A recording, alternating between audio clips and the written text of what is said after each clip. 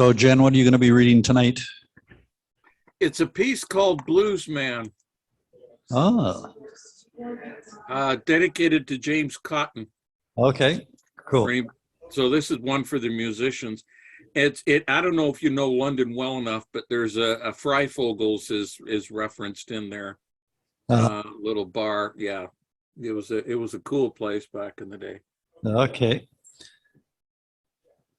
So a little bit of southwestern Ontario locality there. Yeah. We used to go to a few clubs when I was late teens there, early 20s in London, and for blues. Little boy blues band used to play a lot. Okay.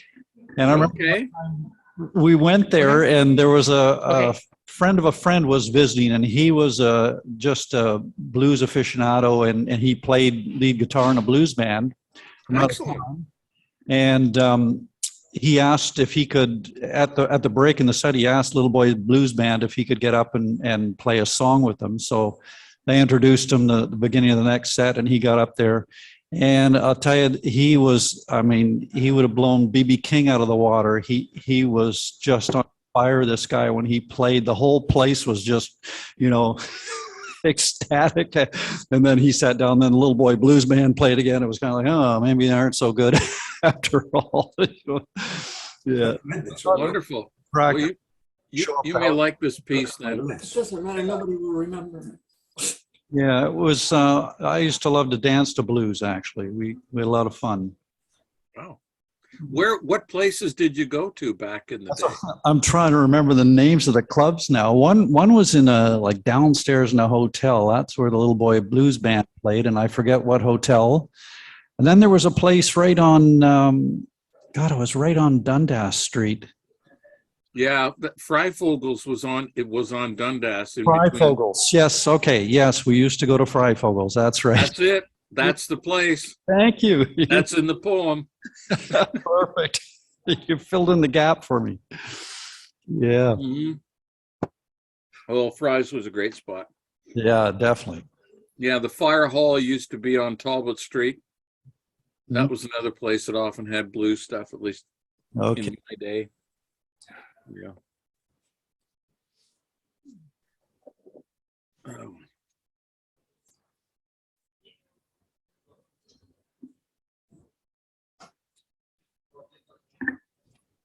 So, Kathleen. Yeah. Are you going to read some more from your book tonight? No, actually, I'm not. I'm reading something completely different. Oh, okay, cool. I just did today for a reason it'll be apparent. Sweet. So terrible to step outside. It's scary and new territory and exciting at the same time. Yeah. It's always tentative steps at first, but then if it starts to go, you just jump aboard, right? See where it takes you. Yeah.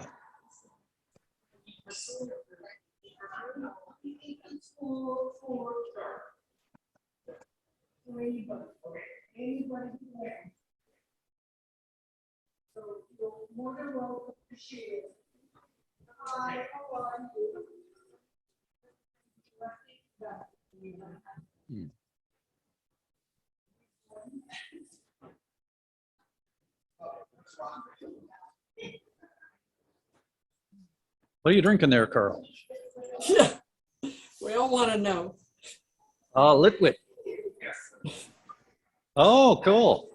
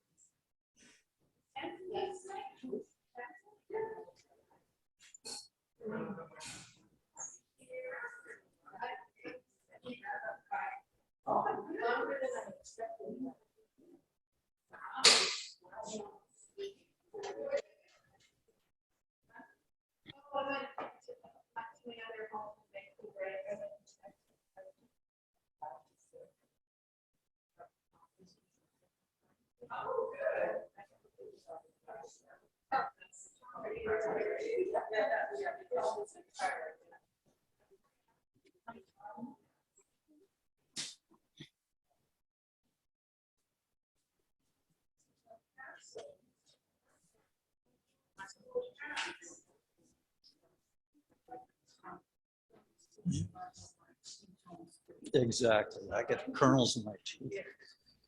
Thank you. Thank you. So did you say lit? Lit. So that's perfect. I mean, that's what writers get after about a drink or two. They Liquid.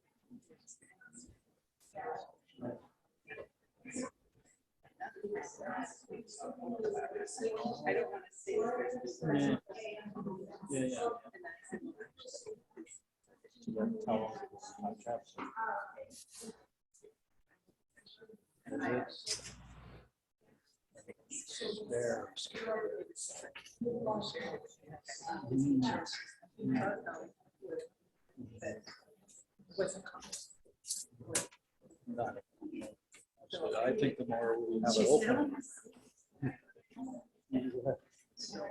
Good.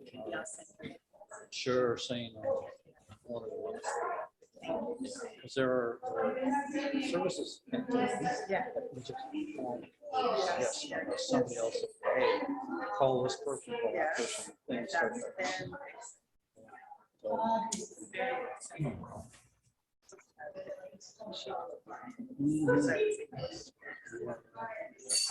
Yes. All right. Yeah.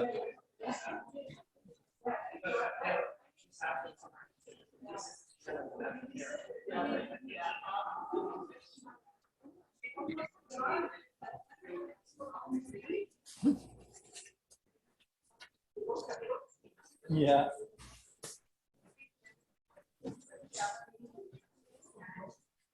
No, that's right.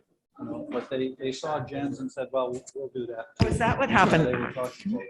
I'm just admiring Jennifer and Kathleen and David and your books behind you. So Derek was just saying that, like, Jen, you've always had them, right? Yeah, this is a somewhat different, this is a different room than where I usually am. This is the Right. study, and so Okay. this has got more, but yes, I have books behind me in the other locale too.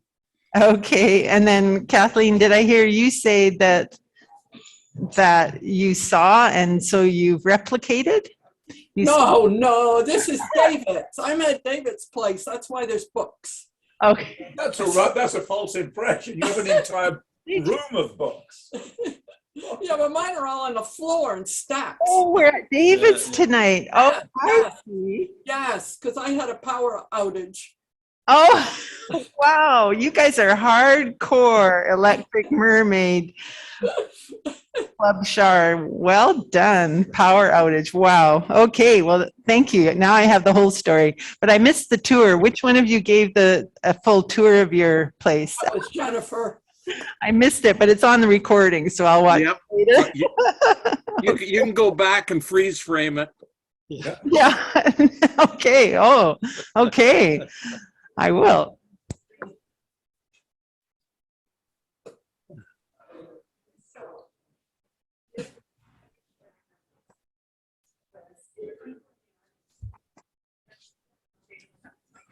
Mhm.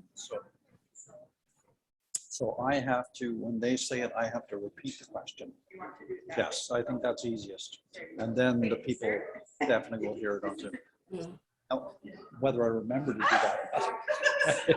I think when you read, I should just sit down on the sofa. That would work. You could keep. You could. Yeah. I'd have to look interested, and you would have trouble. You could position You could be yourself laugh, better. laugh. Yeah. Oh, yay. What a brilliant phrase. We are, muted we're not still? muted. Oh, okay.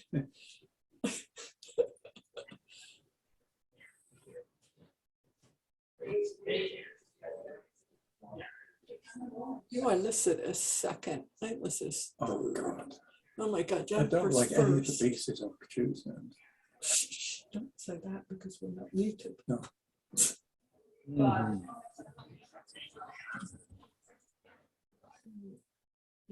Oh, we got another 6 minutes. I just got Sydney for feature tonight. There's no other long ones, right? Okay.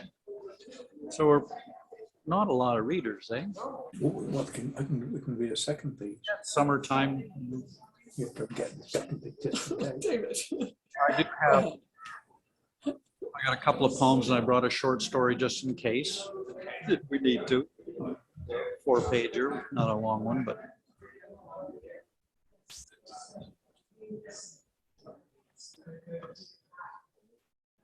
If you need more, Derek, let me know. I've got lots. Well, yeah. Well, I'm just thinking we don't have a lot of readers up tonight, so if you want to throw an extra poem or two in there, Jen, that would be fine, I think. Okay. Yeah. Or a joke. Poems are better, at least from me. I am useless with jokes.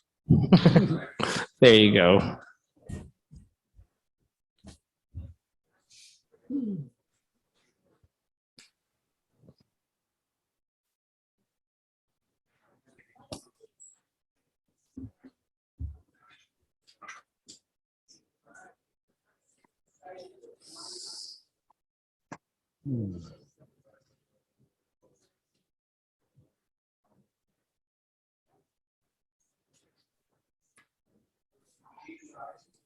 Oh dear.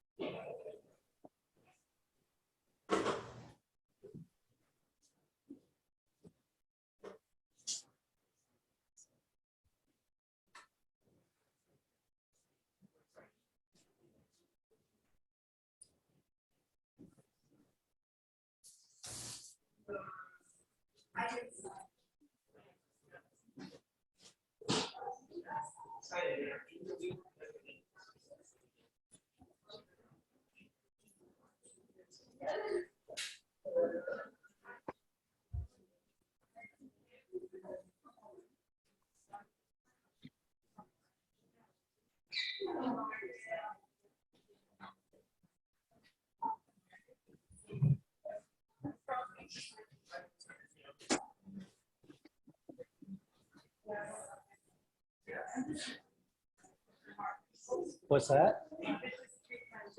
Yeah, that's good. I wonder if she's going to read tonight.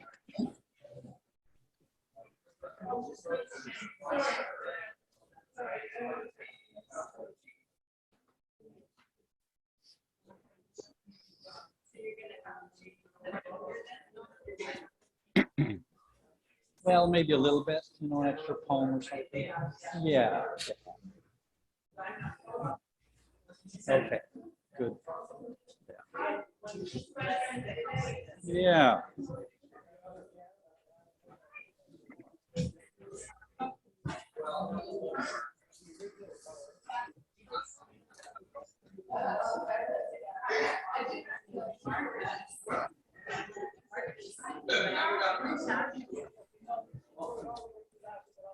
I'll see you tomorrow.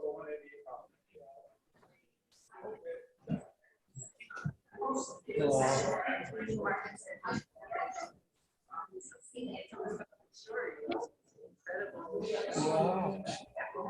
Like,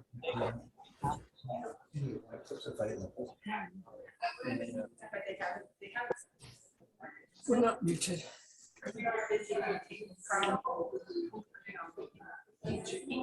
yeah.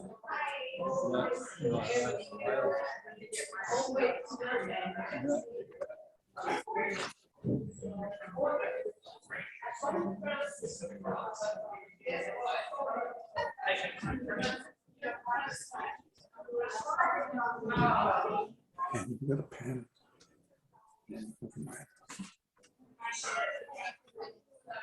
Oh, okay. Okay.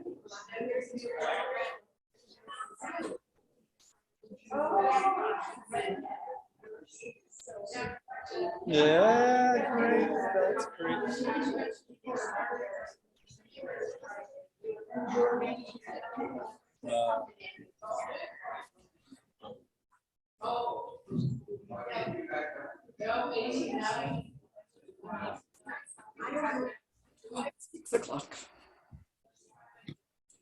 That was the last time till that time.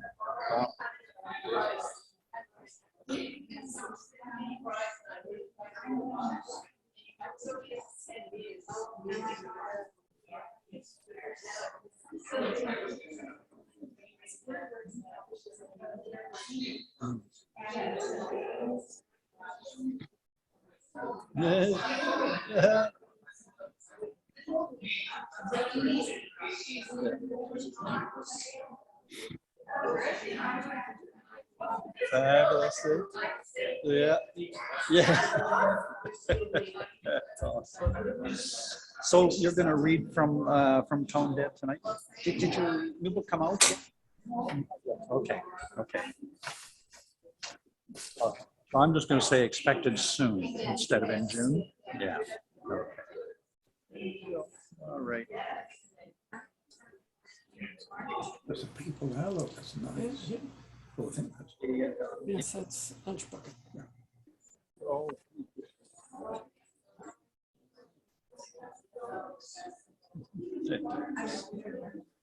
I've been doing it for a long time. I don't, when I was a kid, I fell in love with poetry, you know, so then you just try to start writing it, right? But thank you, I appreciate that.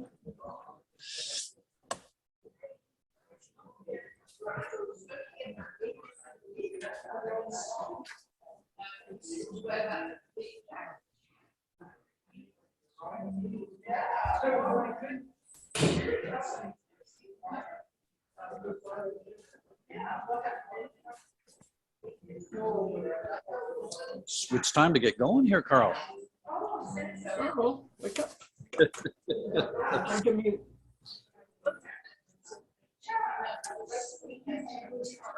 Sure. Yeah.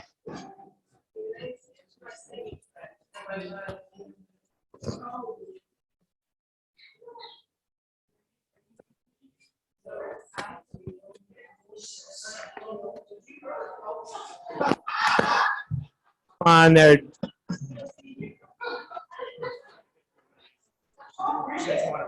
No. Mm.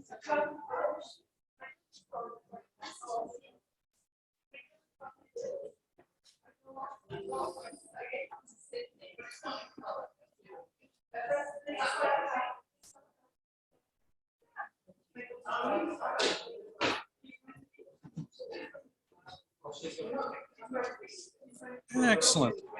Put her after Monica then.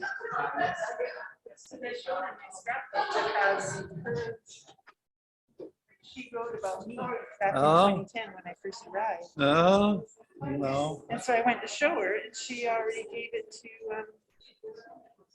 these books are that's there. Char lands her dream. Oh, fantastic. It's here. She wrote about me. Cool. Magazine, senior living. Yes. And she gave it, she said, I have a copy here. She said she gave a copy. Oh.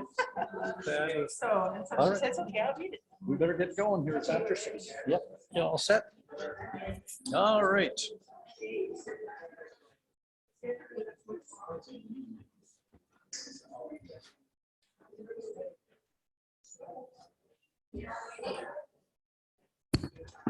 Okay, welcome to Electric Mermaid. Electric Mermaid MC Derek Hanebury is a Port Alberni writer of poetry, fiction, and creative nonfiction who taught writing here at North Island College for many years. His latest books, Both Sides Now, is a collaboration of short fiction with 2 of his past students. He has another book out, Something Else Altogether. Thank you, Karl. Thank you. Yeah. Karl's our moderator, and we couldn't survive without him. Keeps everything running here along with Char. So welcome everyone to this evening's Electric Mermaid, which is actually going to be the last one for a month or 2. We're going to take a break here in July, but you know, summertime and everybody gets busy in their gardens, so it's time to take a little break. But we'll be back in August, so not to worry. Now, I just want to begin by saying we're coming to you from the unceded territory of the Petcheseth and Sishat First Nation, who we're very grateful to for sharing their land with us in beautiful Port Alberni, the Alberni Inlet, and Vancouver Island, which is, I think, the gem of Canada, but Jen might argue from Ontario. They're on Zoom, but we'll talk about that later. Anyway, welcome everyone. Big thank you to Char, our host. Yeah.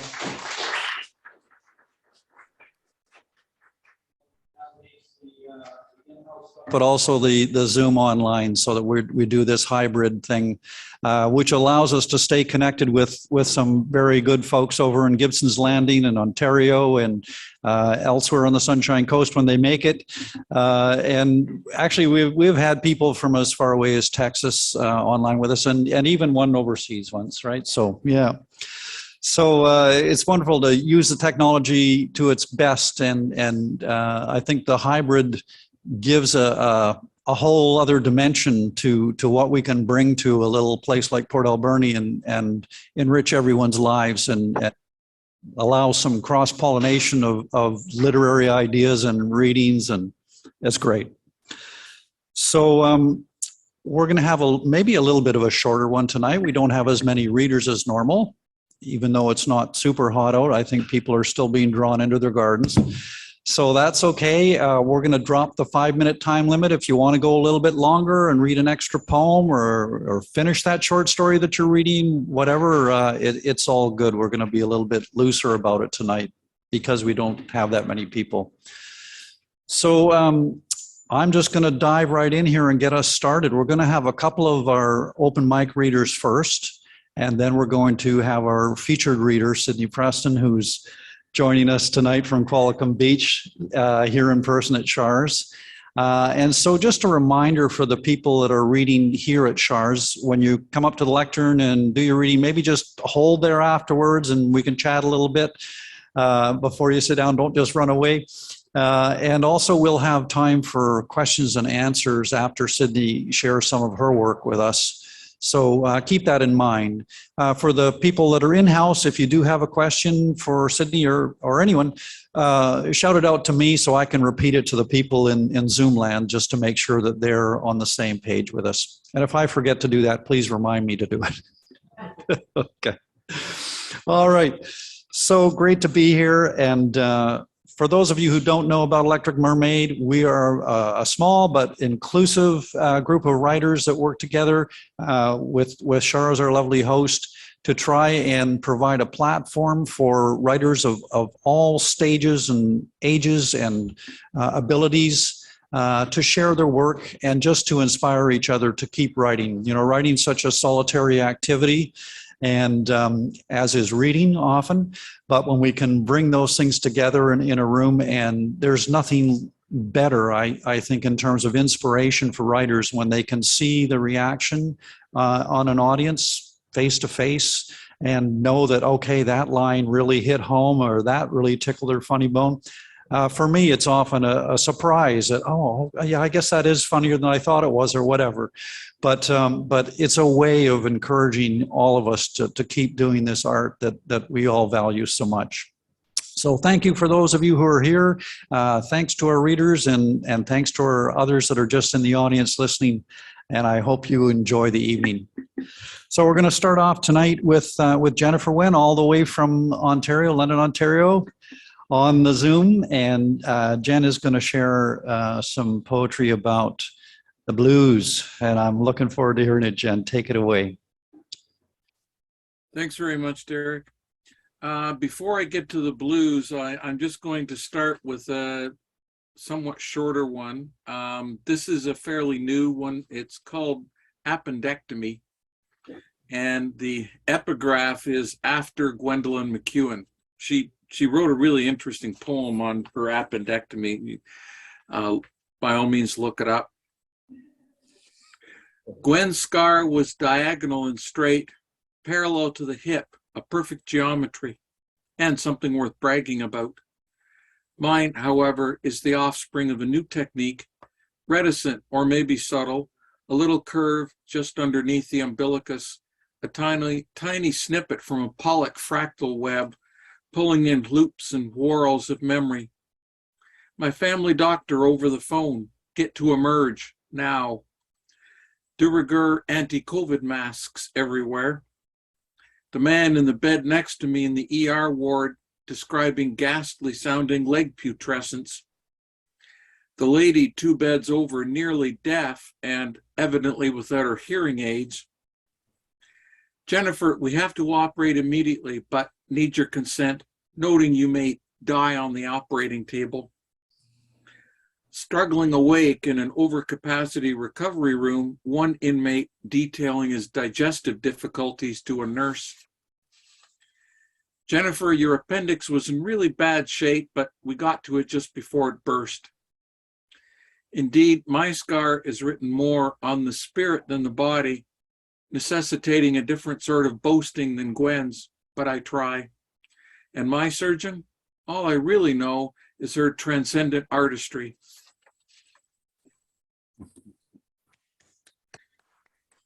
Thank you.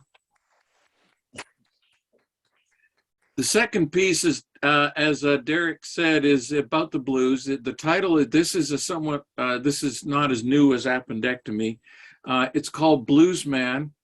And I should note that in the fall, I've got a full-size book coming out, courtesy of Cyberwit.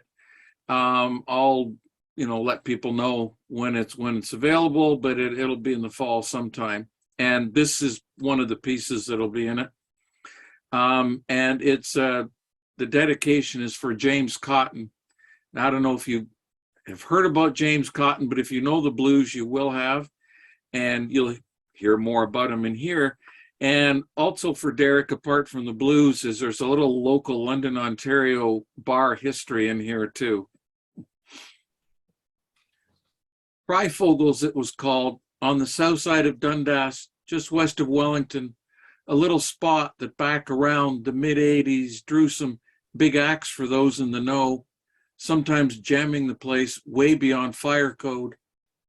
I was young back then, early 20s, Caucasian Canadian university student, time stretching in front of me like an endless seeming ocean. Read that somebody called James Cotton was coming to Fry's, a mean harmonica player, an ace purveyor of the blues, foundation for much of what we listened to. I'd never paid much attention to that, but was looking to fill an evening, was ready to give a hearing, slid on down early, staked out a primo spot, stage side table, and queued up a beverage. Born 8th of 8 to African-American sharecroppers, poor Delta country near Tunica, Mississippi, 40 miles south of fabled Memphis. Papa Mose doubled as a Baptist preacher. Mama Hattie loved playing the harmonica. Learned the harp from her quickly, while still Mozart young, entertaining field hands, blazing away at Saturday night juke joints. Orphaned at 9, your well-named Uncle Wiley, bound and determined all that talent would not be wasted on cotton fields and small-time joints, wangled an intro to a harp master, the second Sonny Boy Williamson, Rice Miller. The scheme worked. He took you in, handed on the secrets, passed down the traditions, showed you life on the road until he had to follow a different star, left you at 15, his band. Too immature, too wild and crazy, it all splintered. Kept playing and kicking around until destiny stepped in and hooked you up with the legendary Muddy Waters as a backup plan for the brilliant, tormented little Walter. By 1960, you were Muddy's main man, spectacularly breaking out at the Newport Jazz Festival. By 66, fronting your own group and on the long, meandering road to London, Ontario. Roots stretching all the way to Africa, nurtured and brought to bloom by descendants of slaves in the Deep South, welding spirituals and work songs, hard scrabble striving and fierce passion, theoretically uncomplicated yet technically deceptive, and viscerally a cathartic musical Mount Everest encompassing despair and hope, love and heartbreak, all of life, scaled only by the intrepid, gifted with ropes of imagination and creativity, hooked to pitons of deep feeling and honesty, including the Delta son of an amateur player and a preacher.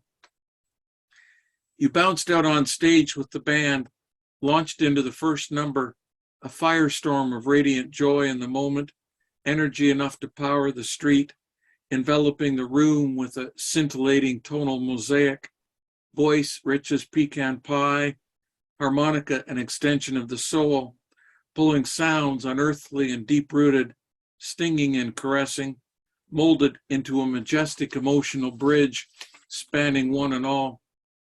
But it was the eyes, mirroring every note, looking right inside and pulling me in, linking across age, culture, heritage, leaving a mark indelible and a lifelong love affair with the music.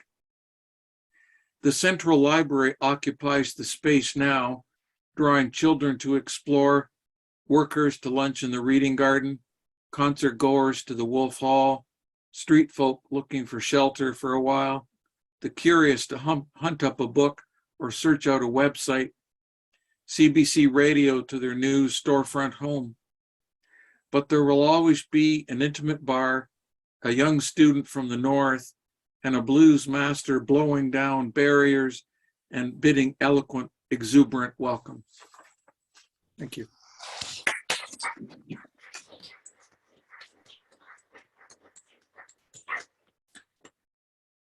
Beautiful. Thank you, Jen. That was an awesome way to begin the evening. Take me back to Fryfogel's and good blues. Yeah. What a place. It was, yeah. And it was, I mean, I was going in the late 70s and it was hopping then. Yeah.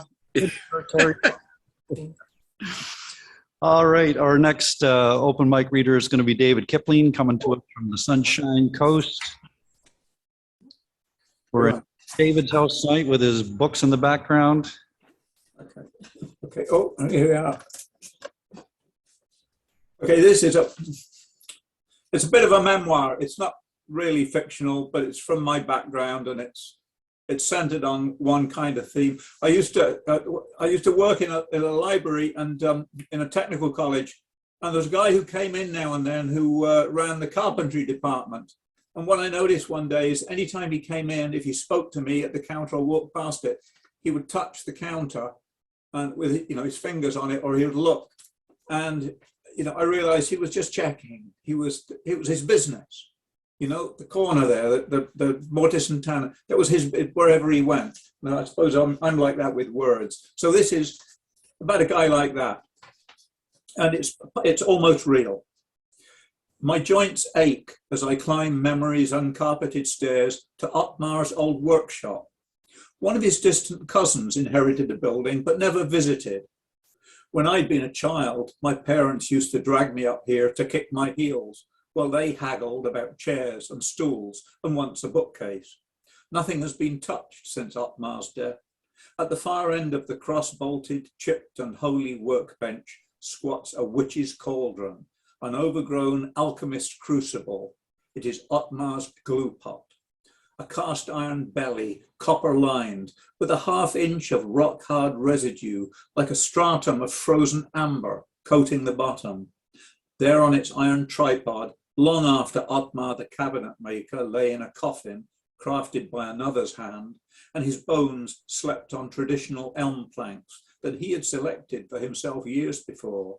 My dad told me one day, it's a custom in his trade. A stubble brush lies paralysed on its side, forever wedded to the bench top, boar bristles, clogged, hard, uncleaned and ruined. A jam jar full of dry pearls of glue sits on an eye-level shelf with no eye now to see it.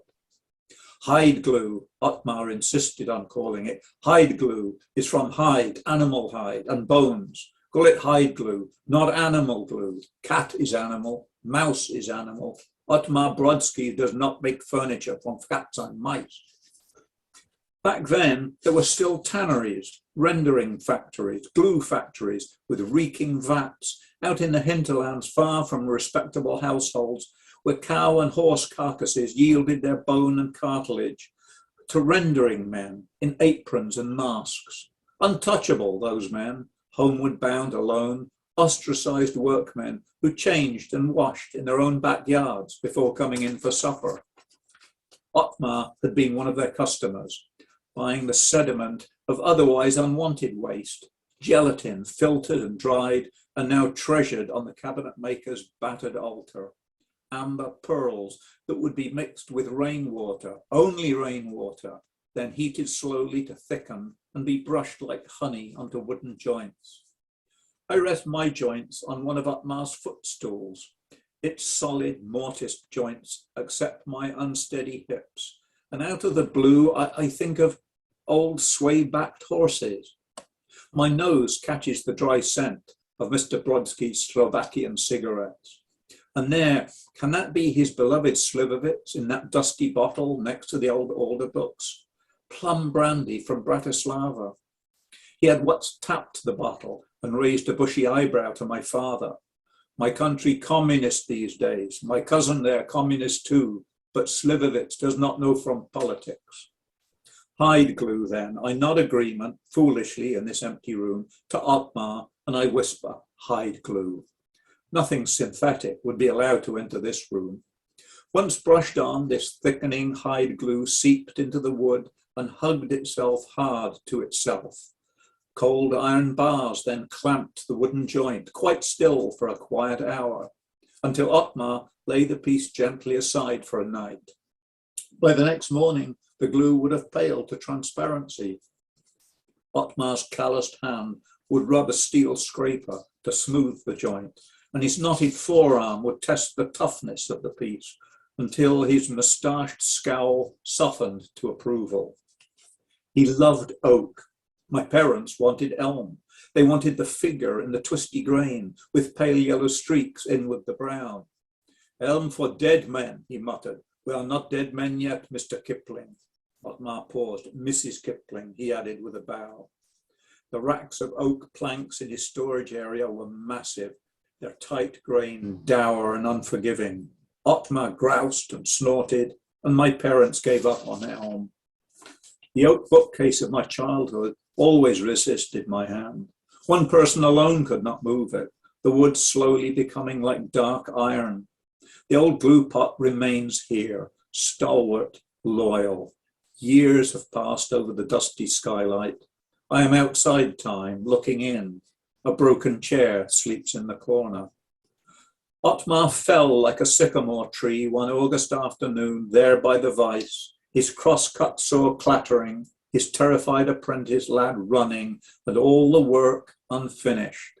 Someone, Otmar was a widower, childless, friendless, turned off the power for good that summer day. I creak to my feet and make my way down memory's uncarpeted stairs. The end.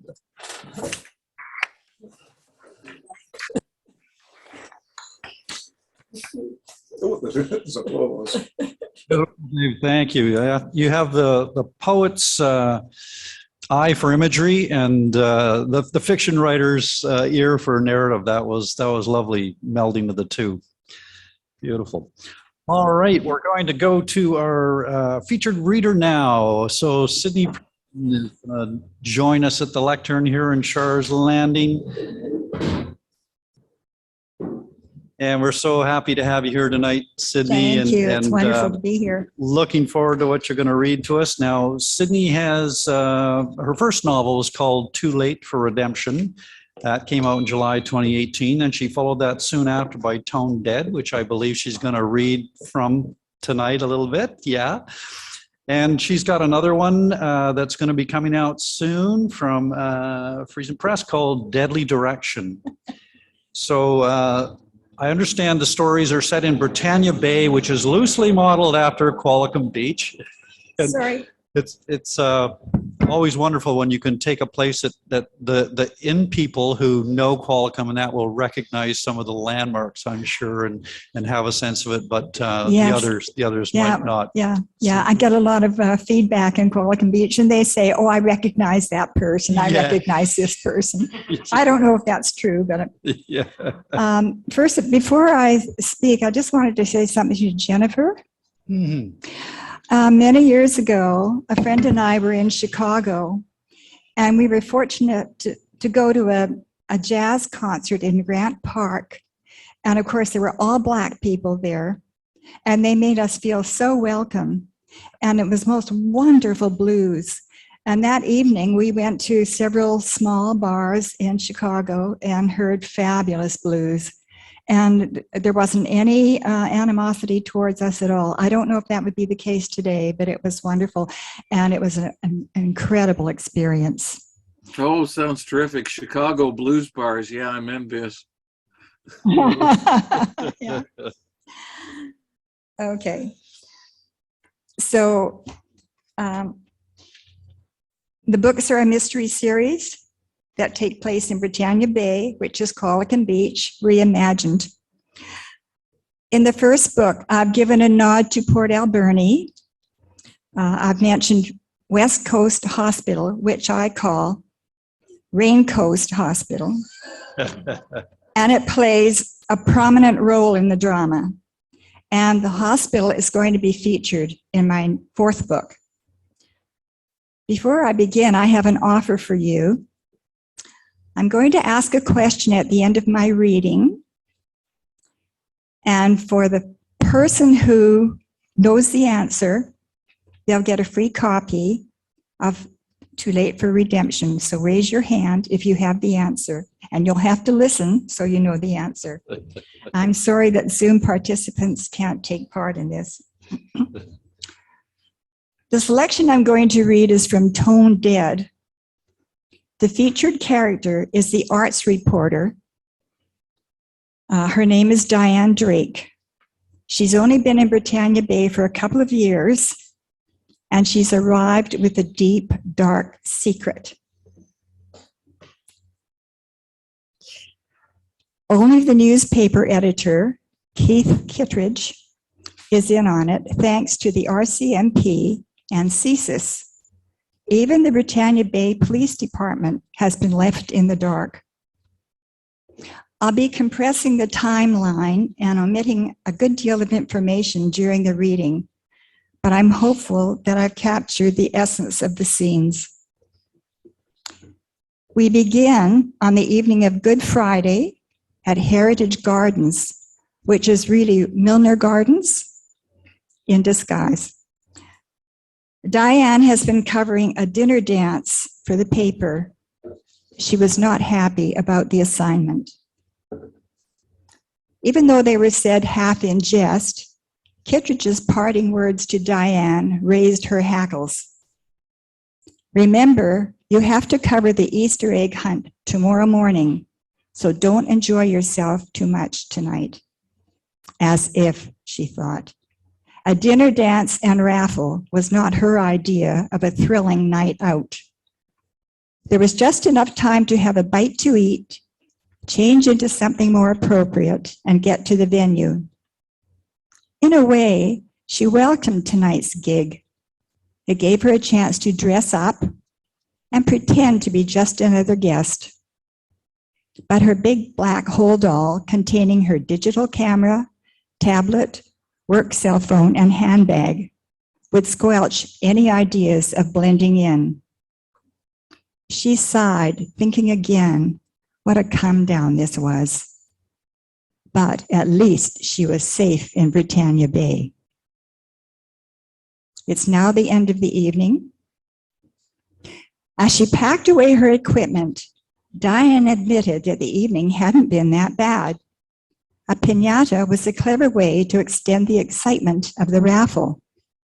The winner, a petite woman, had tried time and again to smash the colorful donkey, creating increasing laughter with each attempt. Finally, a man hoisted her up, and she managed to break it open. When she pulled out the envelope announcing the trip to Mexico, everyone cheered. Diane had her breathless interview on tape and a good group photograph for the paper. That always made readers happy, she thought, as she made her way to the exit and to a waiting golf cart that would take her as far as the parking lot. "I'm sorry, Miss Drake," the doorman said when she stepped outside. "The driver has just left. He won't be back for at least 20 minutes. There's only one vehicle tonight." Darn, her mood soured. Not having taken advantage of the buffet food, she was hungry, and now only the bar was open. She needed sustenance and wanted to write up her report while it was fresh in her mind.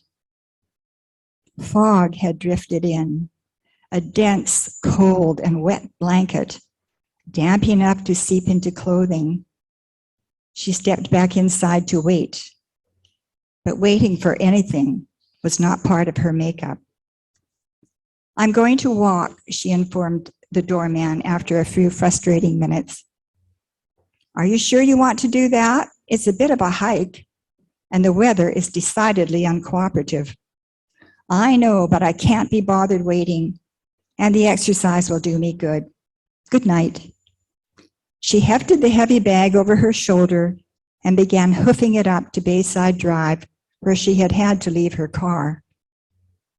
The opacity intensified the darkness, but at least there were intermittent lights embedded in the ground alongside the road.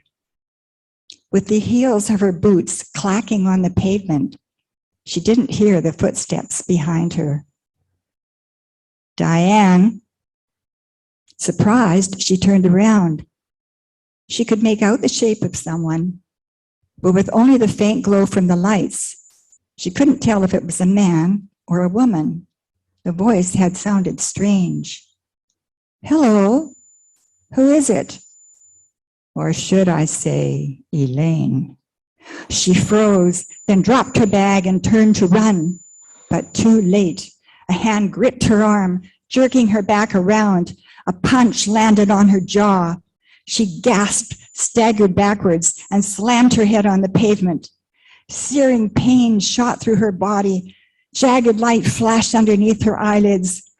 She felt her shoulders being lifted up and her limp body bumping across soft, soggy earth. "Oh God, he's going to kill me." It was her last thought before everything went black. It's now Easter Sunday morning. A sliver of milky light pierces the slate gray clouds. Fingers of fog cling to treetops. The taste of salt tang wafts in from the bay. An old raccoon hobbles its way down toward Heritage Manor and food. The damp bothers the man's bones. Even so, this is his favorite time of day and his favorite time of the year. He's alone. Birdsong's his only company. He moves his wheelbarrow filled with colorful Easter eggs up the concrete road. Puffs of air float away with each breath. A short-lived shower had fallen overnight, but not enough to spoil the day. Spotting a patch of bright blue, he kneels to push away a bit of moldering leaf from the scylla. Here and there, miniature daffodils crowd together in clumps. They're late in this deep, dark wood. The sight of purple woodland violets shooting up through the loamy soil fills him with inexplicable joy. Turning off the road and onto the grass, the man notices that the manicured lawn has been disturbed. He grabs his rake, intending to repair deer tracks, but quickly realizes the damage was not caused by deer. Puzzled, he walks along the flattened grass and comes upon a narrow, shallow channel carved in the dirt. He looks up to where it ends, under a low, heavy cedar bough. He's struck by a feeling of dread. Creeping closer, he takes his rake and lifts the bough. He first sees the boots, then the body. He drops the rake, runs back to the road, gropes in his vest pocket for his phone, then vomits. Keith Kittredge was tying a knot in his tie. Easter Sunday was his biannual religious duty, the other being Christmas. And if his wife hadn't been in the choir, he would have put a pass on both occasions. He couldn't stand being a captive audience unless he actually was captivated. He was making for the door when his cell phone rang. Screen showed his news reporter's name. "Morning, Nate. What's up?" "There's something serious going on at Heritage Gardens, Keith. I'm on the road opposite the entrance. It's blocked off with police cars, and a humongous police vehicle is down there, and an ambulance just left." "Okay, sounds like a story. Do your best to get a statement from the police," he said with resignation. His experience with the boys in blue was not the best. It was the old antagonism between the police and the press. Getting information from them was like extracting impacted molars. He shut off his phone and regretfully left for church. A hot news story, and there he would be, warming his tuchus on a pew. It wasn't until after the church service that he checked his email to see if Nate had done any follow-up at the scene. Seeing a message from Detective Sergeant Jimmy Tan caught him off guard. "That's interesting. I guess Nate was right. Something big is going on at Heritage Gardens. I wonder why they want to talk to me." Then he remembered that Diane had been on assignment there the previous evening. He suddenly felt very cold. He was now sitting in Chief William Wyatt's office, digesting the news rather than lunch. Examining the photograph, he acknowledged that it was Diane Drake's face. His own face was drawn and pale. "We need her address, Keith," Wyatt said. "You understand that we have to search her residence." Kittredge reeled it off. Jimmy wrote it down, left the room, and returned as quickly as he left. "And we need her next of kin." Kittredge looked down, fingers of one hand working his mouth. The officers glanced at each other, wondering why it was taking him so long to reply. He looked up, anxiety on his face. "That's going to be a problem, Bill." "Why is that?" "Before I say too much, I have to make a phone call." Wyatt stared at Kittredge. "Why is that?" "It's a complicated situation, but I will tell you this. Diane Drake is not Diane Drake. Now, if you'll excuse me, I have to make that call." He walked out, leaving the officers with his jaw-dropping revelation.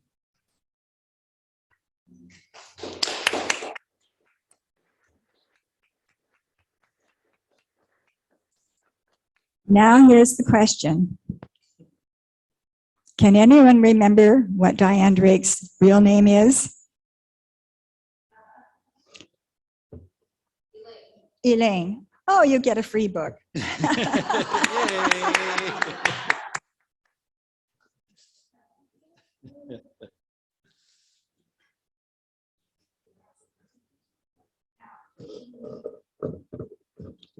Any questions?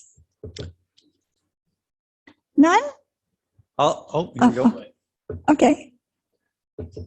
When you live in a community like Qualicum Beach and you're creating a scenario with that as a bit of a model or a template, what does an author have to watch for, and what do you want to include, and what do you not want to include for people who might be familiar about people who live in your own village? Let me Well, just repeat that question yeah, for the sure. folks on Zoom. Sure. So if I got that right, he's asking, Sydney, when you're writing about a known locale, even though you've given it a different name, are there things that you consciously have to include or exclude, and how do you make those decisions? Something like that. Am I on track? Okay. All right. Well, that's interesting because the first book is based on a real person. And of course, I had to disguise, but people in town, as a matter of fact, the person who bought the house from him said, "You don't like your neighbors very much, do you?" And I said, "Why?" He said, "Well, that's so-and-so." And I said, "Oh, but this," he said, "Has he read the book?" I said, "I don't think so. Jehovah's Witnesses don't read fiction."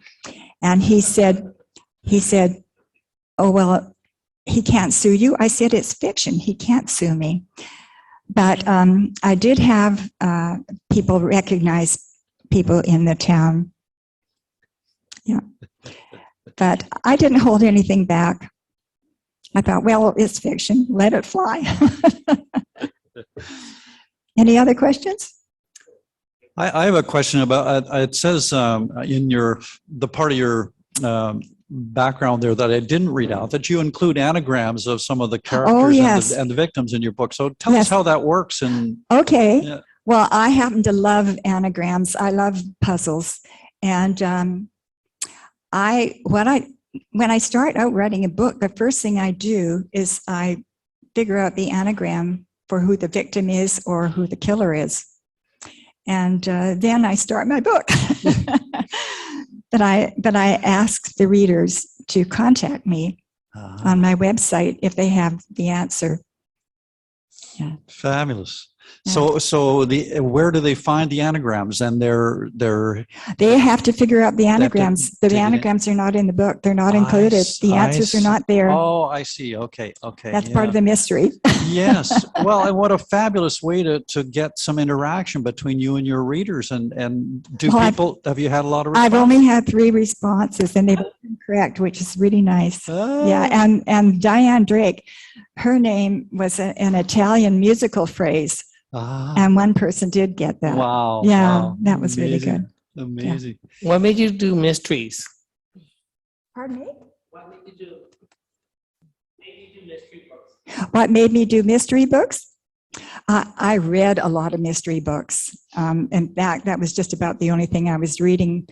And I thought, well, here's a genre. Oh, and what happened was I have a beautiful garden, and I was out in the garden one day, and it was nice and peaceful. And then the person living across the street, who became the victim of my book, was out there walking around shouting, and he had his Bluetooth, and he was always shouting, and there was always so much noise in that neighborhood. Anyway, I said to my neighbor, "He just gets on my nerves. I could kill that man." And that was the start of it. An interesting. David has a question. David has, Hi, am I unmuted? yes. Go ahead. Hi. Number one, I really enjoyed the way you read it. I think you enjoyed reading your story, and that came across. Thank you. There was there were lots of good things, but when they found the body, there was some alliteration there. I think you saw this, they moved the branch and first saw the boot, yeah. and then the body. It was beautifully done. It was very nice. Thank you. Okay.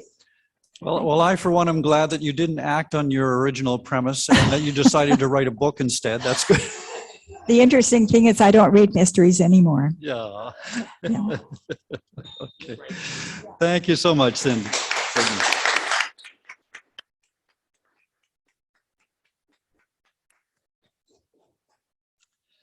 All right, we're going to go back to some open mic readers now. And Kathleen Vance has been waiting patiently in the wings there. Oh, dear.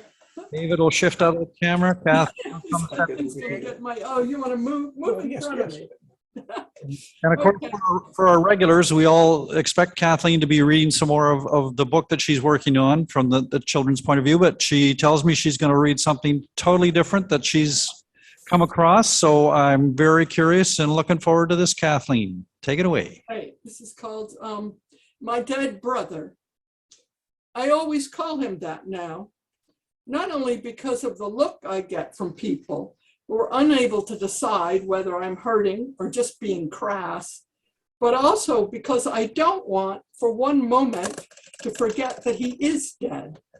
Although I never refer to my parents as my dead parents, that's because at my age, I'm expected to have dead parents.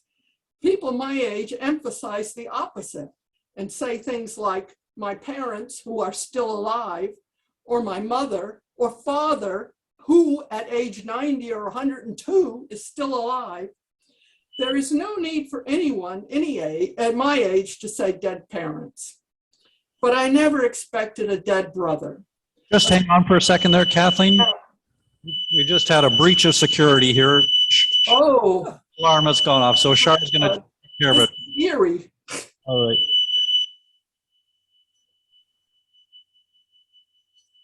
Oh, Hopefully the police aren't about to storm us. oh dear. The SWAT team will arrive. There we go. Okay, Let's back up a couple of sentences there. all right. Thank you. There is no need for anyone my age to say dead parents, but I never expected a dead brother, especially the youngest of my three brothers. He was 2 days less than a month short of being 62 years old. Yet from exactly 2 years to today, June 29th, he is unexpectedly, suddenly dead of a heart attack. All my brothers were athletic. My sister and I would have been, but it wasn't allowed because it would have, in my parents' eyes, made us less lovable and therefore less marriageable. But my dead brother was the most fit. He played baseball.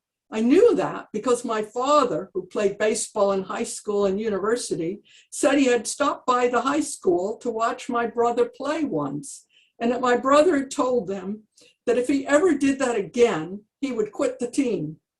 He was supposed to receive a sports award at a dinner for fathers and sons. But when my mother found out about it and said he had to invite my father or not go, my brother opted to not go. I can't make sense of it.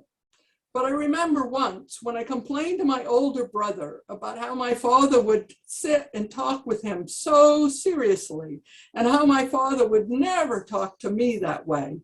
My brother said I was the lucky one because all I had to do was look and smile to get my father's complete approval, and that he would never get that much approval no matter what he did. My dead brother played in an adult soccer league while still in high school.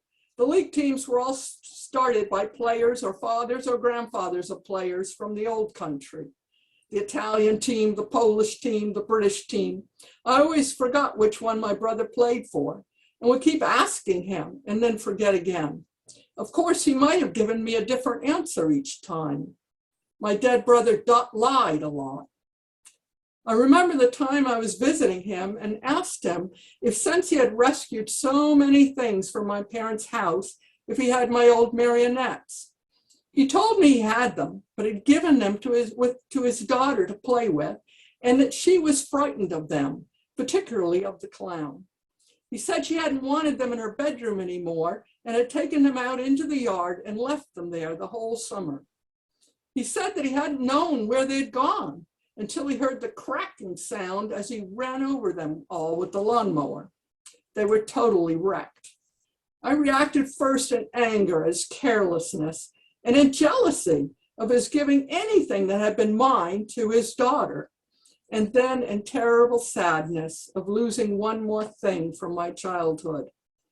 Later, he quietly went up to his attic and brought down all the marionettes, the clown, the pirate, and the beautiful blonde girl wearing ice skates, all intact, without even a single tangled or broken string.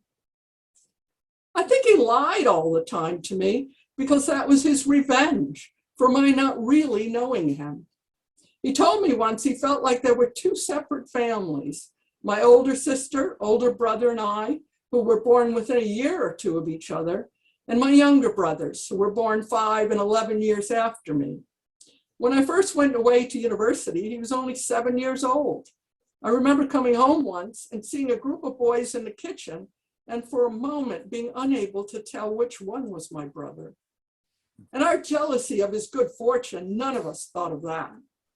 He was the one who got real skis with proper ski clothes and real boots. Unlike my older brother, he never had to resort to nailing his ski boots to his skis, only to have his boots completely rip off at the soles as he went over the first mogul. He didn't have to wait in line on the bottom of the hill for one kid to come down so my father could take that kid's lift ticket and staple it to the next kid's jacket. I'm sure he got his very own lift ticket, and probably a full day one at that. While we got a weekend summer at Cape Cod, Nantucket, or the Jersey Shore, he was taken to Europe and the Caribbean. So he always lied. When he offered to take me to see the office where he worked, I asked him if the small company had any women engineers. He told me no, they didn't believe in hiring women. When I got there, of course, the small company had more women working there in engineering than I'd ever seen. More lies. I remember one time I went skiing with him, and he took me up to the top of a slope that he swore would be easy for me and only looked steep. Then he took off down it. I managed one traverse of the slope before bursting into tears and a panic that I'd career off into a tree and kill myself. The ski patrol came and stood on either side of me as I skied from side to side until I got to the wider, easier hill. When I got to the bottom and told him what had happened, all he said was that I had just panicked and that I could have skied it easily. That may have been the truth, but the first part was still a lie. He always used to take risks. He loved being on the ski racing team at university in Colorado because he said that he just curled himself into a tight ball and skied straight down the hill, his only aim to reach the bottom as quickly as possible and still be alive. One time he flew all the way to New Zealand just to climb a mountain. My brother said he got so hot on the way down that he dived into the first lake he saw. As soon as he hit the water, his heart stopped and he sunk. Luckily, his friend pulled him out and revived him. On the top of a mountain in New Hampshire, my sister-in-law told me she saw a bolt of lightning pass across his shoulders and down his arm into the tree he was holding on to. Once his daughter was born, my brother told me he had become more careful, yet he still climbed mountains in lightning storms. What do you do with a dead brother? I don't know. What I know is you can't bury him.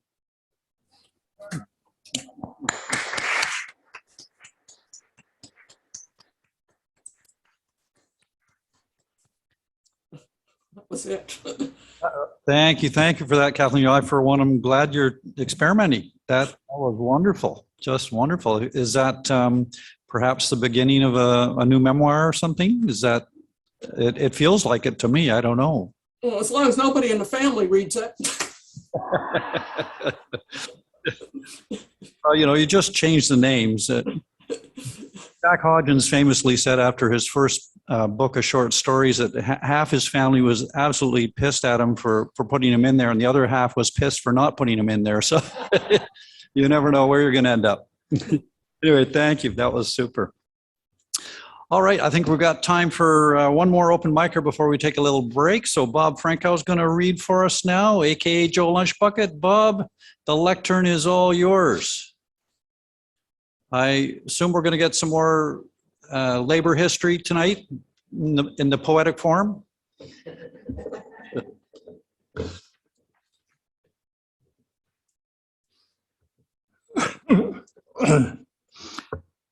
Readers are flooded with propaganda from both warring factions, but draw different conclusions. Are we like Christians that read the same Bible, but differ on interpretation, and that's why we have so many religions? Are Putin and Biden testing weapons of mass destruction on live targets, raising global warming and fuel and food prices?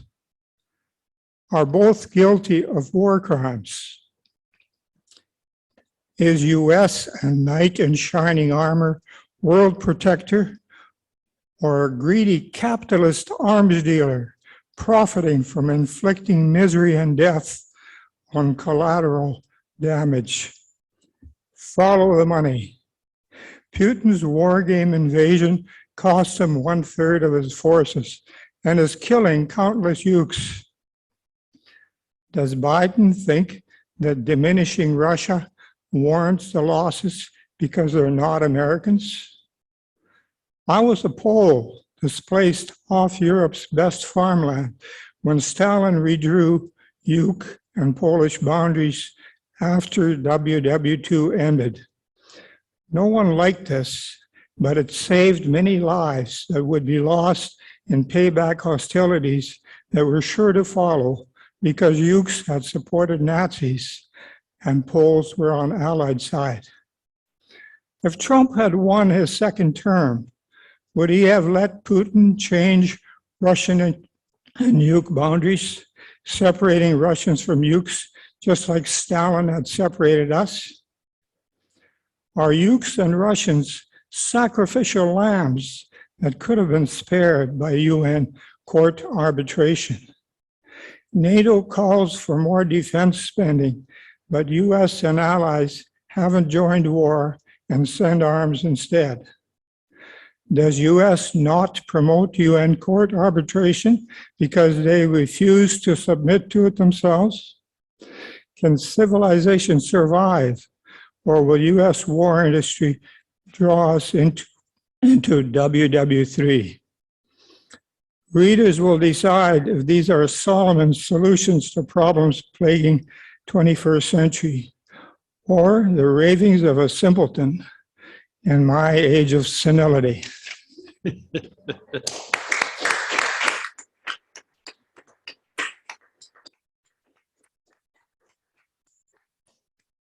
As always, potent questions, Bob. Thank you for that. All right, we're going to take about a 10-minute break here now, and feel free to refresh your drinks, those of you here in the house, or use the bathrooms down the stairs there. And those of you in Zoom land, we'll be back in 10.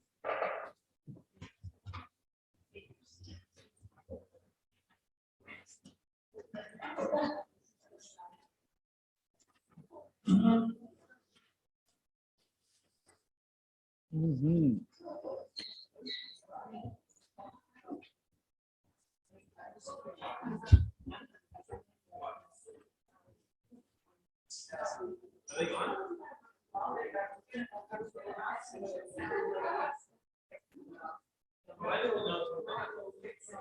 Was it the smoke detector? Oh, okay.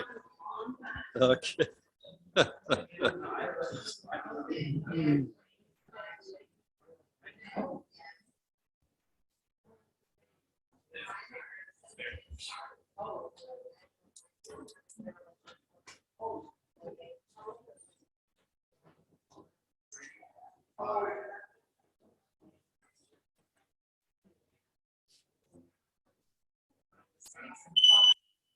Oh, still working.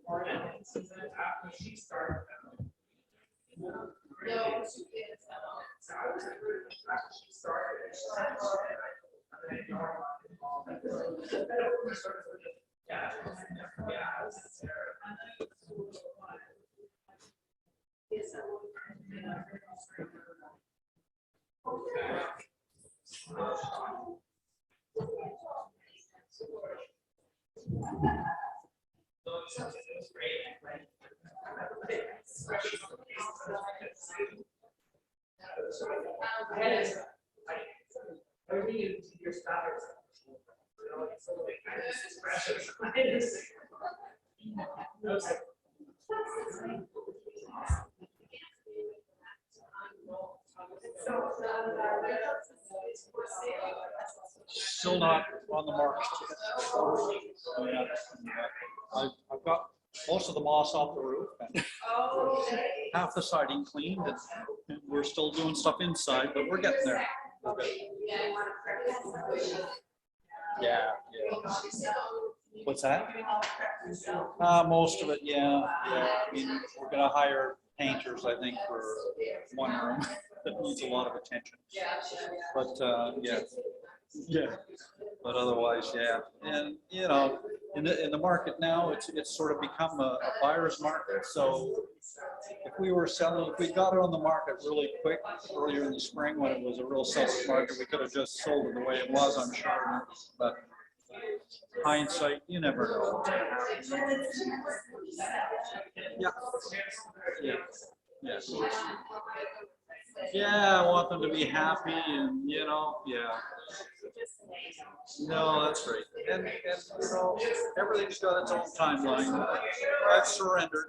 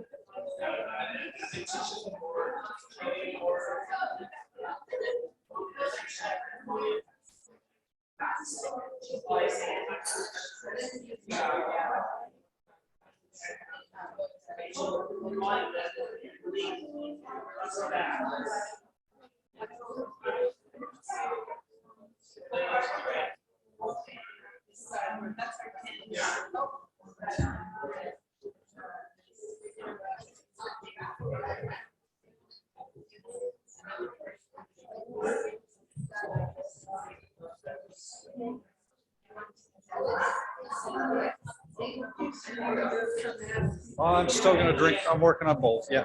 Thank you. No, that's good. That'll do. Perfect.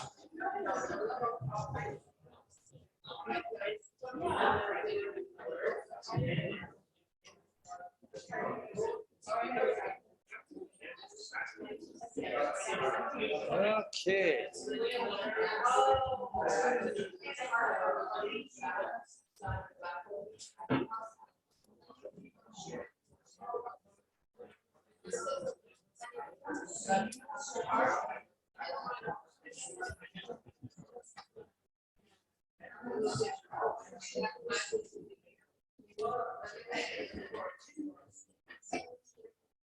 All right, I think we're ready to get started again, everybody. So our next open mic reader is our local performance poet, Monica, and I think she's going to share with us some Icelandic poetry of her own creation.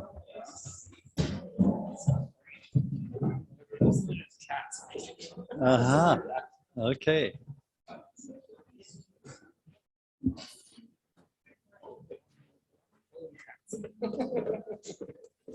There we go. Take it away. Good evening, everybody. And, Stay close to that mic, Monica. Okay. Today we are going to be in Iceland, and my piece is called News from Iceland. Iceland loves cats. There are as many cats as humans. They love all kinds of cats. The hairier, the better. They have even a Christmas cat as well. And it sits right outside the Parliament building. And listen to this. The cat eats kids. Is that the reason there's so few Icelanders left? I'm just asking. It has become a problem with these cats. And now there has been an election about them. Some are for the cats and some are against. You see, cats loves birds. One man that was running for cats said that if he wins, there's going to be a seat alone in the Parliament for a cat. Surprisingly, he didn't win. There is a little place outside Reykjavik, Akureyri, that forbids cats from night roaming. Another community, Húsavík, banned cats several years ago from going outdoors day and night. Me in Minby means not in my town, from free roaming.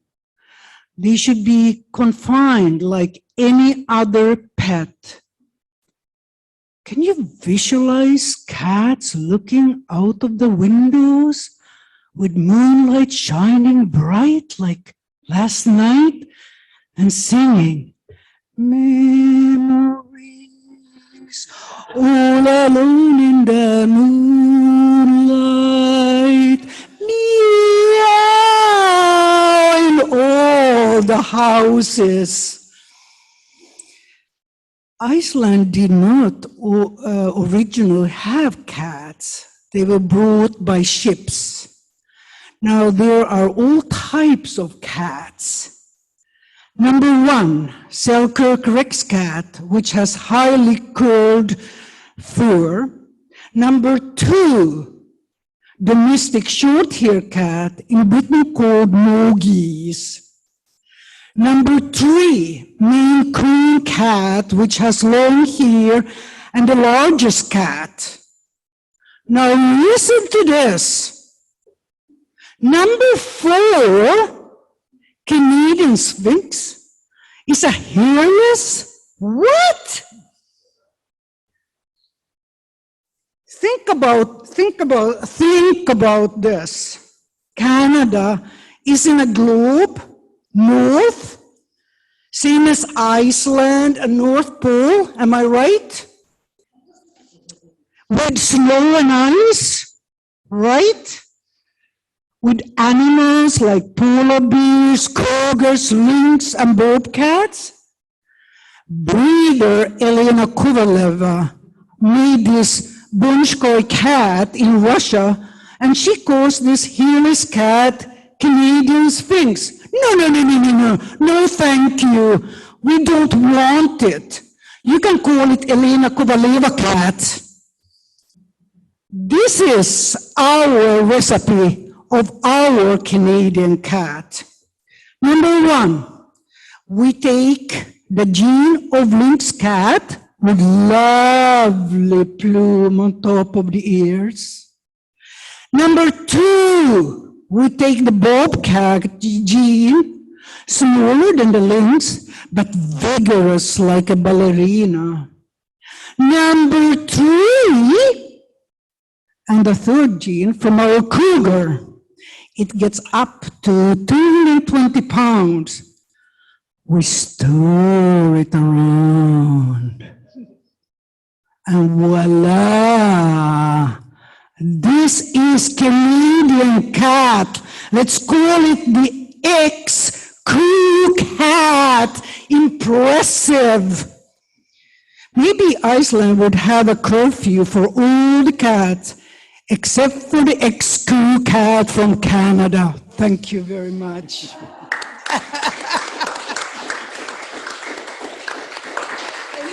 Any questions? I'm not from Iceland, but I'm from one of the Scandinavian countries. And Iceland actually is the original Swedish. And then it became a little bit, because it's an island away from the rest of the Scandinavian countries, it has a little bit different nuances and accents than I speak the old Swedish from Finland. Thank you. Thank you, Monica.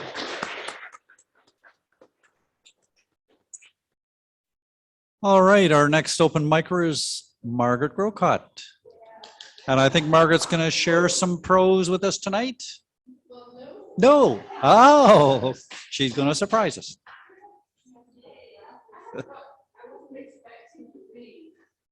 Ah.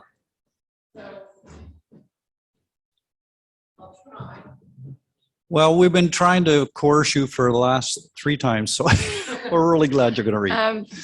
This is an article that I wrote. What's the date of this? This is. Yeah, bring it down. This Good. is that better? Yes. This is an article I wrote for a magazine. Derek talked about stages and ages when he started, and the stage I was at this point was I wrote for a magazine for 10 years, an article every month about somebody or something on Vancouver Island. And this one is 2011, okay. And it's about the start of this business, not the building itself, that Char's Landing, and it's called Char Lands Her Dream. I had just met her and found out that she bought this place, which was previously a church. And I was interested, and the magazine asked me, they'd also heard, and they asked me to write an article. Now, being a sort of incipient editor, I'm sure I'll find as I read this that I could have done it better.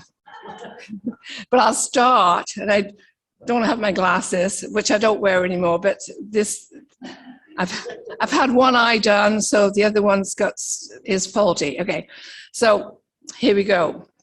Born and raised in the small Okanagan town of Winfield, Charlene Patterson recently took early retirement after 30 years in the computer business.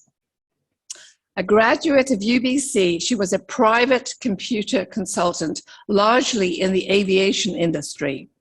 For the last 12 years, she worked for a cruise ship line and was in charge of the computer department. I pretty much travel the world with my job, she says. Now I want to stay put in one place, and I want my family, friends, and the world to come to me. Charlene returned to the orchards of Winfield for 1 year and dabbled in landscaping while she fathomed her future. Always an entrepreneur at heart, Charlene started to look for a business where she could work and live in the same space. She stipulated that it should be in a small community and near the ocean. She thought about a wine on premise kind of business or a B&B, but couldn't get enthusiastic about these ideas. Plans started to get gel when Charlene visited Coombs and heard the Port Alberni band Full House. She immediately felt drawn to that easy listening kind of music, which epitomized the lifestyle she wanted to adopt. After talking to these musicians and hearing they were from Port Alberni, she decided to take a look at this former industrial city in a valley of undisputed scenic beauty, which now boasts the title of Ultimate Fishing Town of Canada. I discovered, says Charlene, Port Alberni was a well-developed, well-designed small city with a new hospital and many amenities that I desire in a community, like a vibrant arts centre and a variety of local musicians. The Alberni Historical Society is a must for me to join, and the museum is one of the best I've seen in a city of this size.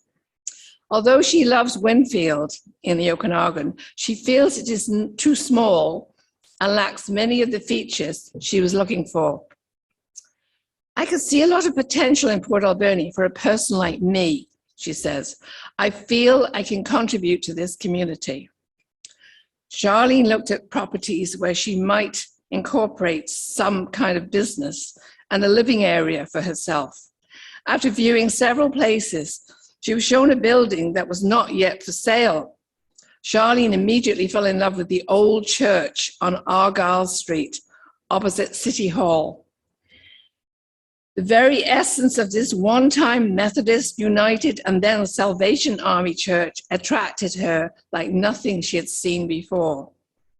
The building has a warm and gentle spirit, she says, and I could feel a welcoming presence as soon as I stepped inside. Charlene had landed. This was where she could live and work. She has now moved in, and renovations are underway while Charlene lives in a basement suite, still under construction.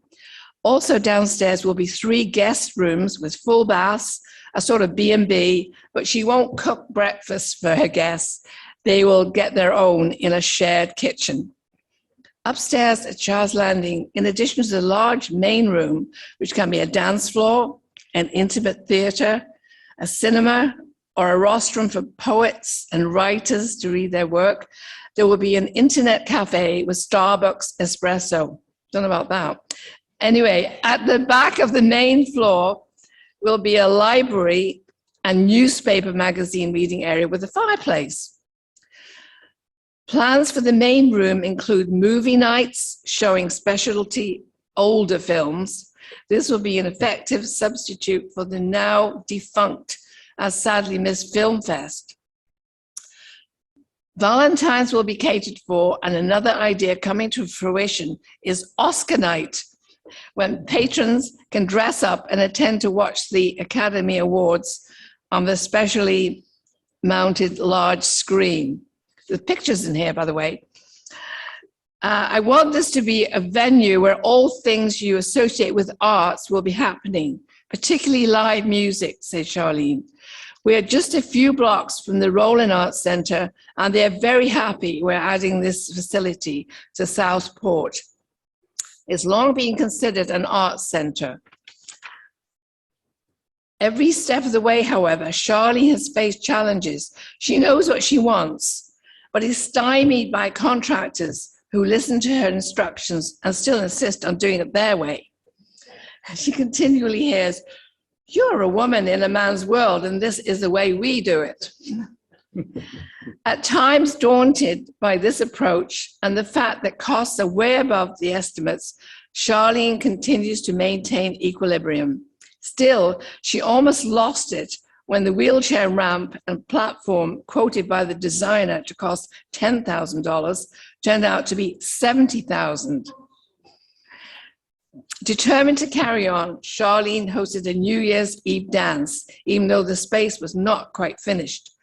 She was rewarded by a hugely successful evening and was inspired by the positive connection, comments, and support from local residents.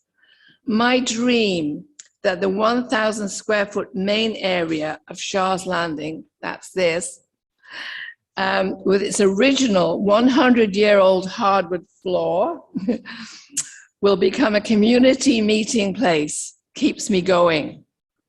So, as we know, this was 2011, so it's been going very well since then. And everything that she wanted to do, apart from we had a lot of music. My husband, who was a professional musician, he's played here. And we've had lots of very, very good concerts and events. Thank you.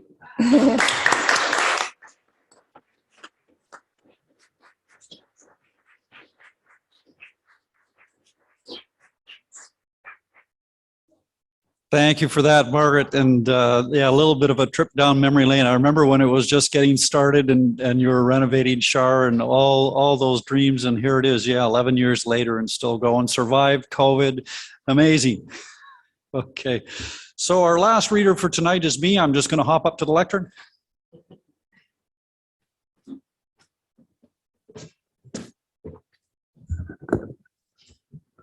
And I thought I could share a little short story with you tonight that I've been working on. It's not done yet, but it's getting there. I'm mining my Newfoundland heritage a little bit in this one. It's called How Marion Floyd Survived COVID. And I dedicate it to my Aunt Nellie, who was from St. John's. And I think I told the story before about her, how she came to visit with her husband for a couple of weeks, and they ended up staying for 3 months. Clara called the other afternoon. I was frying scruncheons for Floyd's lunch. Said she was on her morning break from driving a buggy with tires taller than her head and couldn't come home for Christmas because it's double time and she owes the bank too much money for the mobile home and her four-wheel drive to replace the ones what burnt. She said, Jamie's still sleeping on the couch and spending all his money on beer. I said, cripes, dear, the day's half done here. That's old news now, but thanks for sparing me the time to call. Your father says hi. A half hour later, and I were heading to watch some more commercials on the TV while Floyd, bless his heart, was drying the dishes with a fan he picked up at the Walmart for $9.99. That's when his nibs from Washington came on, looking all pale and glassy-eyed, saying he were off to hospital for a few days, and first things come out of my mouth is, oh, you poor thing, like Pops used to say whenever anyone complained about anything from a hangnail to a broken heart. Floyd stuck his head around the corner there and saying, what's he up to now? Looks like he's got the COVID, I says. Lordy thunder if that don't beat all, says Floyd. If it weren't for the circus down south, life would be some dry. I figure other years we could count on a few months at the local campsite, meeting people from away. But with this virus, nobody come to camp. Floyd's been getting downright twitchy. After they closed the coffee shop and the taverns, we thought, well, at least we got the Browns and the Hilliers down the way. We can still get together with them and make like things is normal, but that didn't last longer than a good nap. You gonna come watch, I asked. Nope, says Floyd, I'm going down to fetch the tree and the wreath. It's only October, Floyd. Don't you think it's a bit early? Well, if it's going to be just you and me, Mary, we might as well make it as cheery as we can. You know how I loves Christmas. Suit yourself, dear. Careful on them stairs, I says, but he still whacks his head on the way down. I blame my cousin Elmer for that. He cut the hole in the floor with a chainsaw once we lifted the house and set it down on cinder blocks, so as Floyd could have a man cave and we could have somewheres to store our fake tree beside our jars of bake apples. Built the stairs too, steeper than the submarines. Didn't help with Floyd feeding him all that rum to keep him working through the weekend. Surprised if there's a straight step on the whole staircase.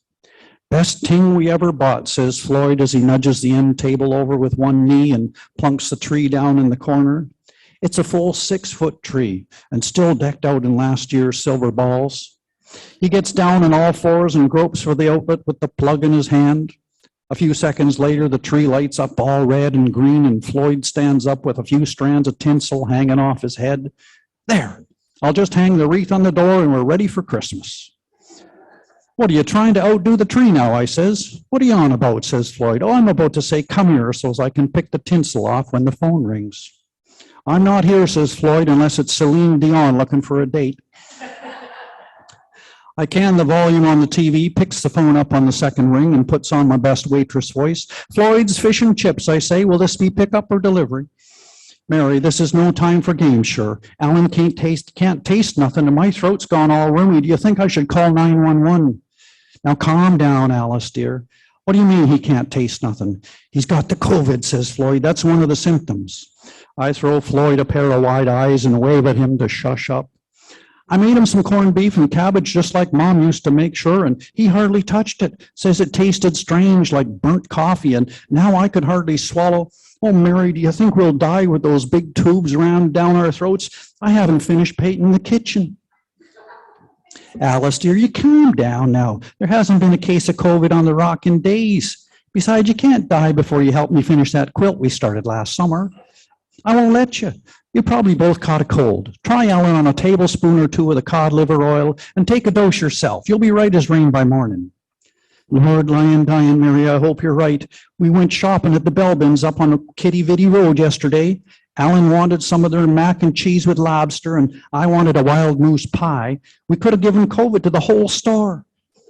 I'll call you back, Alice. It looks like his nibs is getting on a helicopter. Mary, don't be telling no one about us now. If there's an outbreak, they'll be out for blood. Lord Jesus, Alice, don't you know me better than that by now?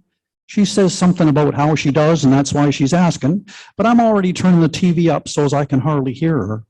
His nibs is waving like there's some big crowd out in the lawn to see him off. That's the way it is when you're famous. Crowds just follow you around. They're taking him to the military hospital. I'll call you back, I says, and hangs up the phone. I can hear Floyd out in the kitchen running the tap. For a few seconds, I'm fool enough to think he might be washing up some spuds for dinner. What are you doing out there, Floyd? I can hardly hear the TV. I'm just washing my flippers, he says. You can't be too careful with this virus. Poor Alice and Alan. We haven't been out of the house in 2 weeks, Floyd. You're washing off your own germs is all. I turn down the TV and pick up the phone just as Floyd comes into the living room, drying his hands with a tea towel. His mitts is red as a sun-baked crab shell, and the tinsel has drifted down onto his shoulder. Who are you calling now, he asks. Peggy, I says, she'll want to know about President Trump. I'm sure she knows already. In fact, I'm surprised she's not called to tell you first. I wait till Floyd heads back into the kitchen before I start dialing. Peggy picks up on the first ring. Peggy, I says, you'll never guess who's got the COVID now besides his nibs down south. Oh, Mary, says Peggy, you're the first to know everything. That's what comes with living where we're living, Peggy. Everyone says it's a half hour behind in Newfoundland, but that means we knows everything at least a half hour before everybody else. Think about it. Sun rises here first in the whole country, so we knows the weather before they even gets out of bed. You got the point there, says Peggy. So who's sick? It's not pretty boy Justin, is it? No such luck, I says. It's way closer to home. It's Alice and Alan. But don't tell them I told you. They're afraid the neighborhood will turn on them, especially since they went shopping up the Belbins yesterday. Floyd comes up out of the man cave just after I hangs up with Peggy. He's got the Christmas wreath under his arm, and that piece of tinsel has drifted down around his arse. He opens the front door, loops the ribbon around last year's nail that still juts from the door. There, done, he says. We better start making some Christmas cake pretty soon. It's more than 2 months away, what? I don't think we need to rush. But it needs to soak up that rum, sure. Sooner we make it, the better, I say. You just want a nip of that Captain Morgan's while I'm chopping up the fruits, as I'll go on with you now. Alice calls me back a couple hours later, and I lets it ring 3 times before I pick up. She don't even wait for me to say hello, just jumps in telling me I was right as always, like I should be surprised. It were just a piece of cabbage got stuck in the bottom of the pot and charred up that threw him off. The cod liver oil tasted same bad as always to him and to me, but my throat's feeling some better besides. Funny ting though, when I walks down to the corner store to fetch some milk, everybody I runs into turned tail and headed for home. What do you suppose that's all about? I wouldn't know, I says, but Floyd's been reading up on the internet about Bill Gates and how he's behind this whole thing. According to some, he's just out to kill off half the world to solve our population problem. Can you believe that gall, Alice? Now look, Floyd's gone and left tinsel all over the rug.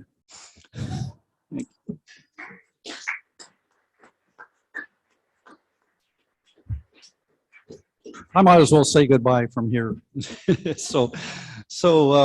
Thank you everyone for coming out tonight. Let's give a big round of applause to Char for hosting us again as always.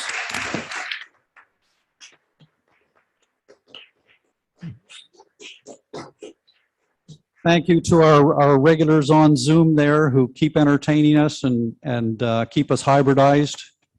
A reminder, we're going to take a break here in July, but we'll be back on the last Wednesday in August, and I'm not sure that date, but I'm sure we'll get a little email out before then. So in the meantime, enjoy your summers if we don't connect otherwise. Thank you to Karl, our moderator, and thank you for everyone who read tonight and who came to listen. Much appreciated. Blessings to you all. Safe journeys home, and we'll see you in August. Enjoy your summer. August 31st. August. With Don Miller. Thanks, Karl. Thank you to Derek for keeping us on track too, as the MC.